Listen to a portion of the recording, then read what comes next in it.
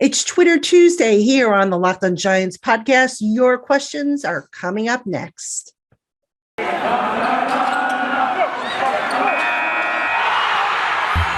Locked On Giants, your daily New York Giants podcast. Part of the Locked On Podcast Network, your team every day.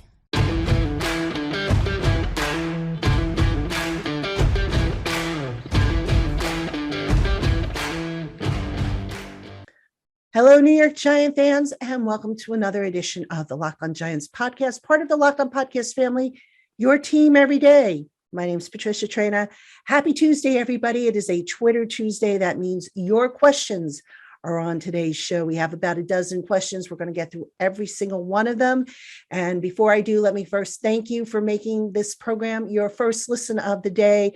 Really appreciate it. Over on YouTube, we're getting so close to that 1,000 listener mark. And hopefully we get there soon, and I'll be able to run a special promotion to thank all of you who have subscribed to the channel, who listen to the channel. All right. As I said, it is a Twitter Tuesday. We have a very busy show, so let's not waste any time. Let's get right into your questions. All right. So we've got a bunch of them. And we're going to kick this off with all our Twitter questions. We also have a few email questions, but let's kick this first one off from user WJBR Internet Radio, who wants to know, during 4th and goal at the 1, they had Booker take another stab at it. I thought they should have used Penny. What say you?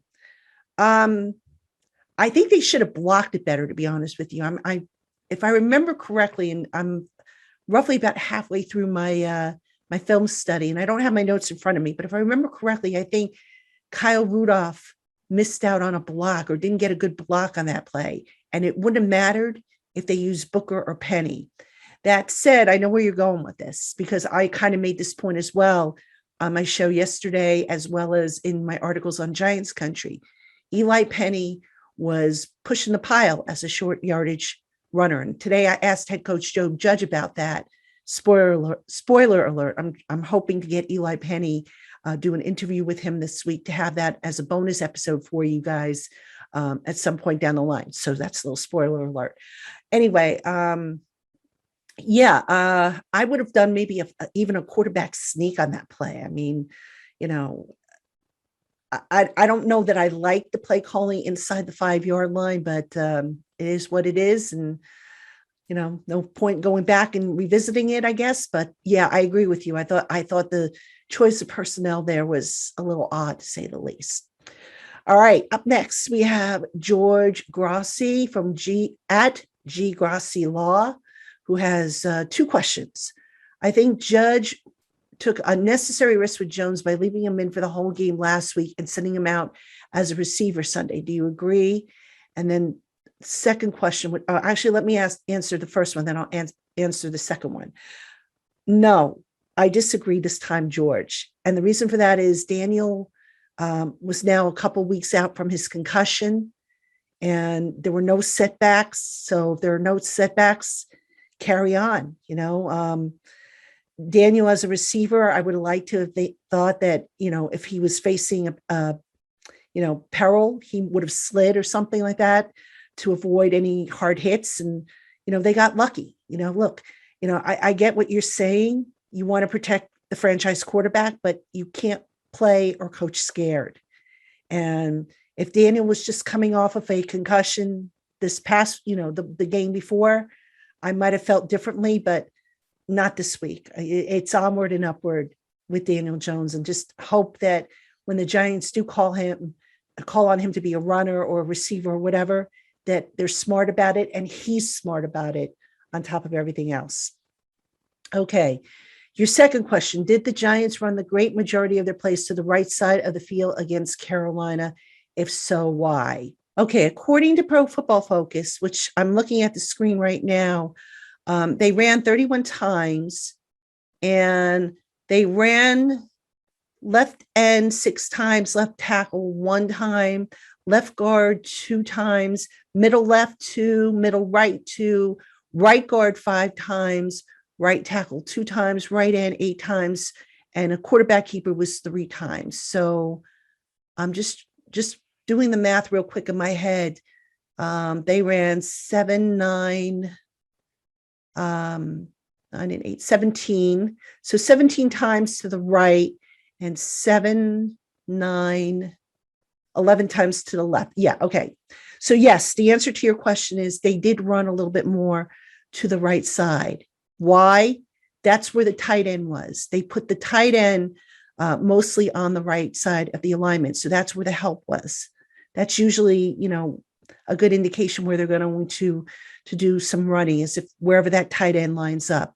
The Giants were in quite a bit of 12 personnel. I think a little bit more than what I remember them being in past weeks. But that's, I think, why they ran mostly to that right side. Okay, thank you for that question. And let's see, what we have next is a question from Mitch, who in parentheses calls himself a Toney enjoyer. Digging Kadarius Toney. I love it. Quite simply, Mitch wants to know, is Peppers going to be okay? Okay, Mitch, too soon to tell. We asked Joe Judge about that on Monday's conference call with him. And Peppers, was seeing the doctor. The spiel by now with Joe Judge. They go and they get their tests in the morning, and then they meet with the doctors in the afternoon. The injured players do. Peppers has a knee injury and an ankle injury. My guess, and this is just a guess, I don't have any information as I record this, but when you have multiple injuries like that, I would be surprised if Peppers is able to play on Monday night. I hope he is, because they do have the benefit of an extra day. And, it would obviously depend on how severe those injuries are. But I don't know, man. I don't know if he's going to be good to go for Monday night. I just hope that they're not season-ending injuries. So unfortunately, I don't have more information for you because, as Joe Judge has said, let's see how they are in a couple of days, because that's going to tell us a lot. So thank you for that question. Anthony OC at Affirmation 93 is up next, and he wants to know, do you think the coaches will get Kadarius Toney involved more at the quarterback position, similar to how Taysom Hill is sometimes utilized? Not that Daniel Jones is insufficient there. I'm curious if it will add more unpredictability to the offense. Good question, Anthony. I do think the Giants will take advantage of that skill set of Toney's. Because Toney, of course, was a former high school quarterback, and a pretty good one from what I understand. But will the Giants use Toney in that role to the extent that the Saints use Taysom Hill in that role? I don't think it will be that often.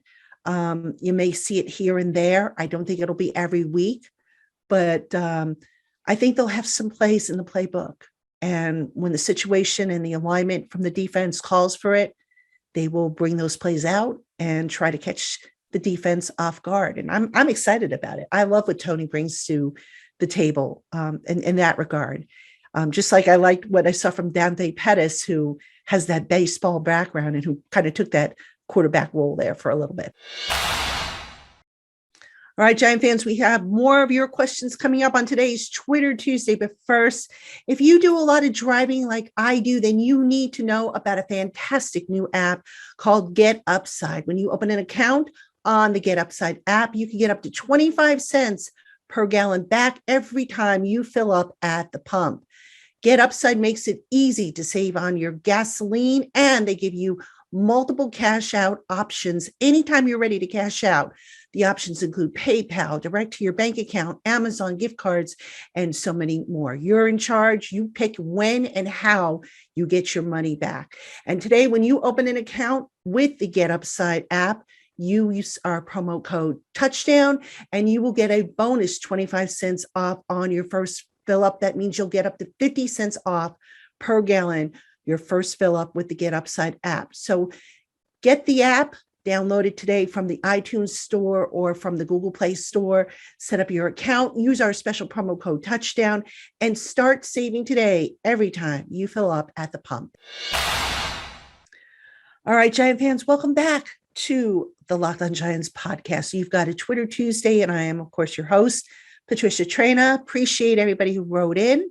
And we are going through every single one of your questions received on Twitter as well as on email. Now, if you don't see your question or don't hear your question, that means I got it after I taped it. So I'll try to hold it for next week, but the mailbag's always open. You can send the questions to me at lockedongiantspodcast@gmail.com. And I do save them.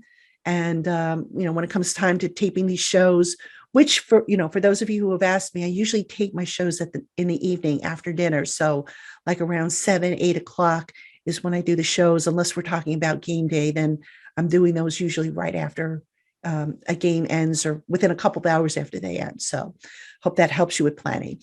All right, getting back to your questions. KJ LaFaso wants to know if the Giants are going to fire Dave Gettleman, shouldn't it be before the trade deadline, or at least not letting him be the one making the decisions at this point? Kevin, right now, I don't think the Giants are going to trade them. I don't think the Giants are going to fire Dave Gettleman at this moment. All right. Seriously, who are they going to get to replace him if they were to do that? Kevin Abrams, Mark Kuntz, somebody who works underneath Gettleman. I mean, if you're going to make that change, just start all over again. Don't patchwork it. So, no, I don't think Gettleman is going to be fired. What I have said, I think will happen is at the end of the year, if things are kind of rough still, you will probably see the Giants and Gettleman mutually agreeing to part ways. I know that is a matter of semantics, but I don't see it being a flat out firing. It's going to be a mutual parting of ways if it comes down to that. All right. Now, regarding your concern about the trade deadline and not letting him being the one to make decisions, Joe Judge was asked about that kind of indirectly during Monday's presser.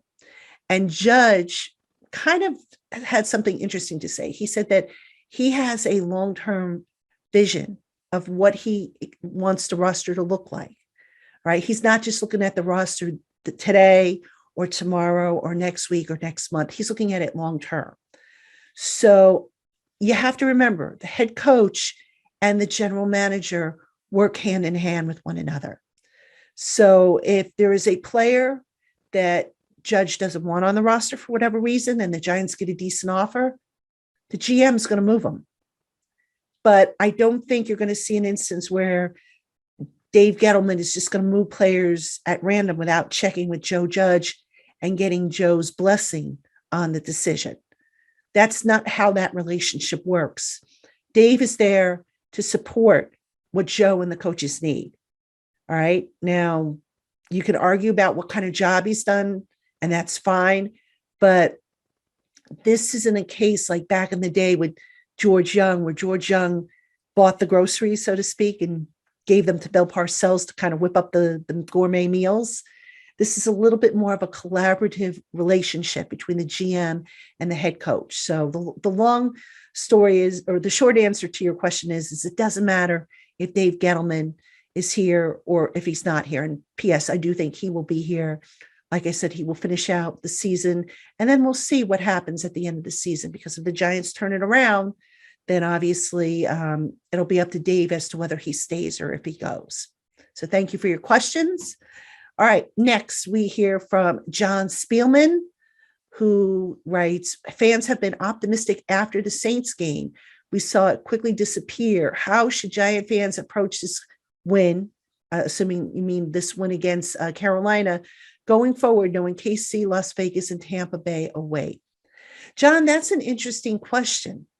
And I think some fans are going to be optimistic about it because, there's that old belief that the other guys line up and they get paid to play too. And the Giants, were the better team. And then you're going to have some who are going to say, well, Carolina's a mess. And the Giants just beat up on a team that was worse than that. But here's how I look at it. And this is how I would recommend people look at things, if they're asking for my opinion. The Giants didn't play down to the level of the Carolina Panthers, which I thought was very encouraging. There was no taking their foot off the jugular, so to speak, no taking their foot off the gas pedal. They played hard. They played competitively. And, was it a perfect game? No, but it was a solid game. The fundamentals were head and shoulders better than what they've been in past weeks. And it was a performance they can build on. Now, we also learned, I think, that, if we go back to the Saints game, that any team can beat any other team any given Sunday. So I would say, moving forward, be cautiously optimistic. All right. Kansas City, their defense is a mess right now. Their offense still potent, still can burn you, but Patrick Mahomes can have a bad day just like anybody else. Same thing with the Raiders, same thing with the Bucks. So I would say, have some optimism.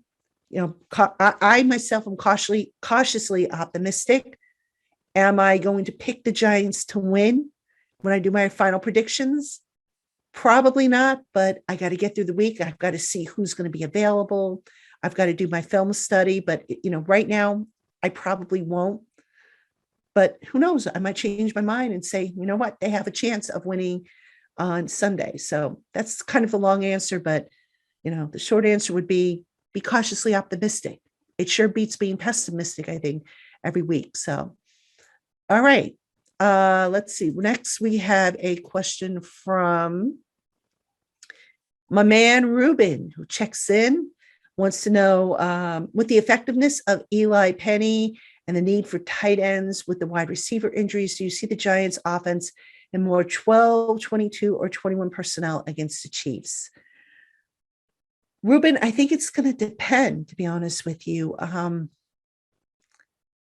12 personnel is a formation I'd like to see the Giants use as their base. But if they get some of their players back, if they get Galladay back, Kadarius Toney back, they might go more 11 personnel. The 22 and the 21 personnel, I don't know. I mean, I'm kind of shooting blanks here because I haven't studied the Chiefs yet. Again, I'm recording this on a Monday night, and I don't really do my film study on the team until like Tuesday. So I apologize. I'm drawing a blank here, but I would like to see the Giants more with 12 personnel. At that point, then it doesn't matter if Eli Penny is on the field or not, because 12 personnel, as you know, one running back, two tight ends. All right. And that running back is probably going to be either Devonta Booker or, if he's healthy, Saquon Barkley.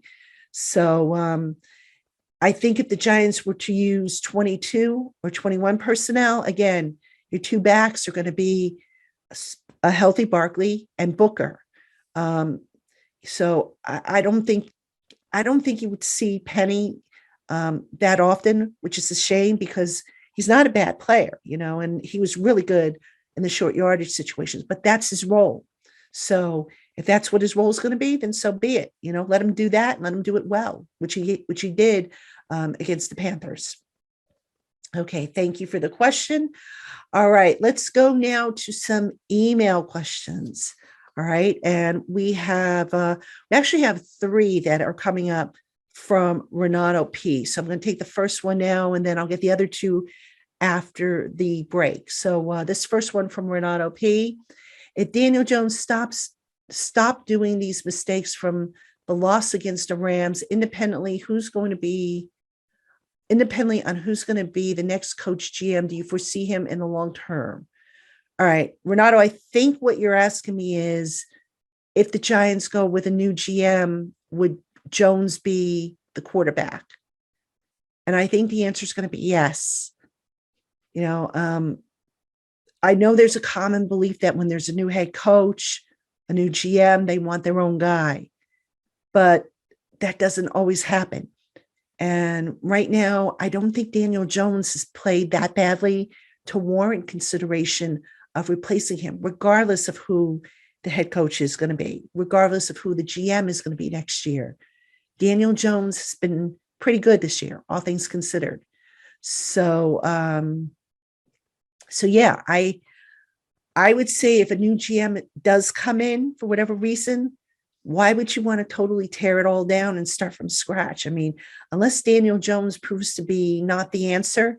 And again, he hasn't been the main problem with this team. So I don't think you start all over again. So, all right, we got more coming up, folks, from Renato P. from Brazil, as well as a few more email questions. Stick around. We'll be right back. All right, Giant fans, still more to come on today's Locked On Giants Twitter Tuesday edition. But first, get all the latest news, info, odds, and sign-up bonuses for all your sporting needs by heading over to betonline.ag on your laptop or mobile device. When you open an account and use our special promo code Locked On, you'll get a 50% welcome bonus on your initial deposit. Again, that's code Locked On for your 50% welcome bonus. Terms and conditions do apply. Bet Online, your online sportsbook experts. All right, Giant fans, still more to come on today's show. But first, let me tell you about our friends over at rockauto.com. No matter what you need for your car or truck, rockauto.com is sure to have it in its extensive online catalog. RockAuto.com offers brand-name parts for every make, model, and manufacturer at highly competitive prices, and they ship right to your door. So visit RockAuto.com today and tell them that Locked On sent you when they ask you about that in their How Did You Hear About Us box. Let them know that we sent you and check them out. RockAuto.com, amazing selection, reliably low prices, all the parts your car will ever need. RockAuto.com. All right, Giant fans, we've got a Twitter Tuesday going on. And again, if you want to get involved in Twitter Tuesday, all you got to do, send me an email with your question or questions. The email address is lockedongiantspodcast@gmail.com. That is available in the show notes below. Or you can tweet them to me at Patricia_Traina, Traina, tag them, ask P-Train. And a lot of times, on a Monday when I remember to do so, at any rate, I'll usually put up a tweet and I'll say, hey, collecting questions for the podcast or for the Giants Country mailbag. And you can always respond to those tweets as well. I bookmark them and then I go back and I look. So hope to hear from you. All right. So continuing with a couple more questions from Renato P. from Brazil. This is a little different one, a fun question for me. What's your first football memory and what's your first Giants memory? Are they the same? They're not the same, believe it or not. My first football memory, and I told this story actually, I think in the epilogue or the intro of my book. I'm trying to remember if it was at the beginning or the end of my book. I know I told this story. I know when it was. It was in the acknowledgement section of my book. So my first exposure to football was when I was in first grade. And I remember we went out for gym class. Now, we had a big field adjacent to the gymnasium. And we went outside. It was a fall day. And I remember, I think we were playing kickball, which I absolutely loved as a kid. I was so good at kickball. I should have gone out and been an NFL kicker. That's how good I was. But anyway, so I went out and I remember we had to sit down on the ground for something. I think we were sitting while we were waiting for our turn to come up. And I looked over to my left side and I saw a piece of paper that looked like a treasure map. And it was a football play from somebody's Pop Warner book, I guess. And I looked down and I picked it up.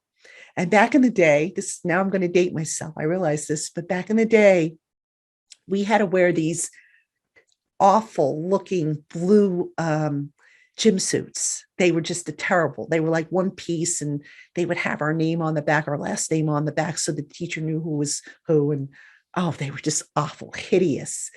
And they had pockets. And I remember picking up the paper and putting it in my pocket.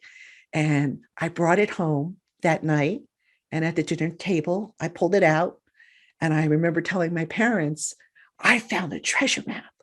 And I pulled it out. And my father looked at it. And he goes, let me see that. And he looked at it and he goes, it's not a treasure map. That's a football play. And I said, football play? What's that?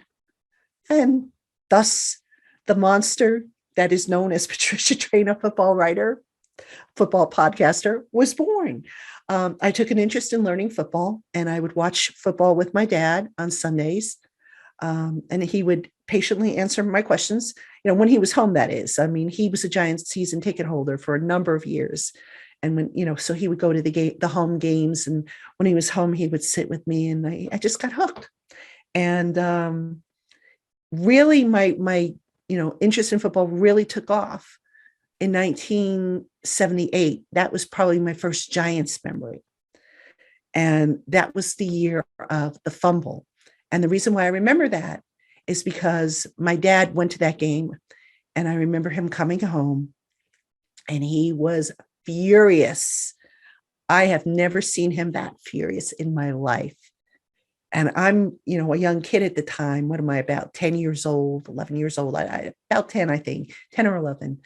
And he comes home, he's furious. And here's how I knew my dad was really upset. Back in the day, whenever he wanted to write a letter, a personal letter, he always had me write it, because, as he used to say, he said, "You're the writer of the family. You're a good writer. You write the letter and I'll sign it." He wrote the letter himself. I remember he wrote a letter to Wellington Mara and sent it. And I remember getting offended by that. I said, "Dad, I write the letters. Why aren't you letting me write the letters?" And he goes, "I'm going to write this letter." And I later found out years later, I asked him about that. And he said, "I wasn't going to have you write that letter because apparently the letter had some cuss words in there. And I don't think my father would have liked me using cuss words back then."